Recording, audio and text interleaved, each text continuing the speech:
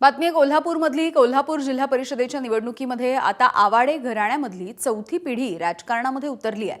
आमदार राहुल आवाडे यांच्या कन्या सानिका आवाडे कोरोची या गटामधून जिल्हा परिषदेच्या रिंगणामध्ये उतरतायत। सानिका या सहकार नेते कलापाण्णा आवाडेंची पणती तर माजी मंत्री प्रकाश आवाडेंची नात आहे। घराणेशाहीमुळे सानिका यांची उमेदवारी आता चर्चेचा विषय बनली आहे। विशेष म्हणजे ही निवडणूक केवळ एका घराण्यापुरती मर्यादित नाही, तर सानिका आवाडे या आमदार राजेंद्र पाटील येड्रावकर यांच्या होणाऱ्या सुनबाई आहेत। त्यामुळे आवाडे आणि येड्रावकर या दोन दिग्गज राजकीय घराण्यांची ताकद आता या निवडणुकीच्या दरम्यान एकवटलेली बघायला मिळते।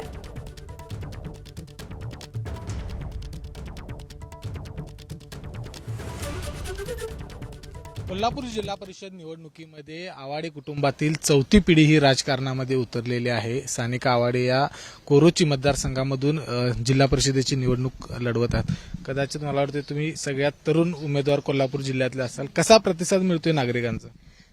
प्रतिसाद तर खूप चांगला मिळायला लागला आणि जाऊ तिथं लोकांना कामं माहिती आहेत, आमदार साहेबांची असो, अण्णांची असो, दादांची असो, आणि तसंच ज्या पद्धतीनं आमदारकीच्या माध्यमातनं राहुल आवाडे साहेबांनी मंदिर हे उभं केलंय, त्या मंदिर वरती कळस घालायचं काम हे माझं प्रयत्न असणार आहे। मला भाजपकडनं ही संधी मिळालेली आहे आणि त्या संधीचं सोनं मी नक्कीच करेन। भेटल्यानंतर लोकांचा काय प्रतिसाद असतो?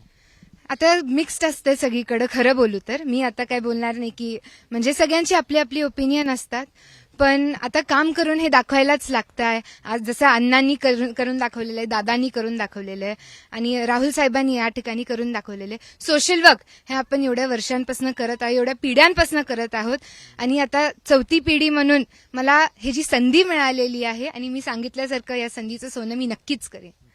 कॅमेरामन निलेश शेवाळेसह विजय केसरकर, एबीपी माझा, कोरोची। एबीपी माझा, उघडा डोळे बघा नीट।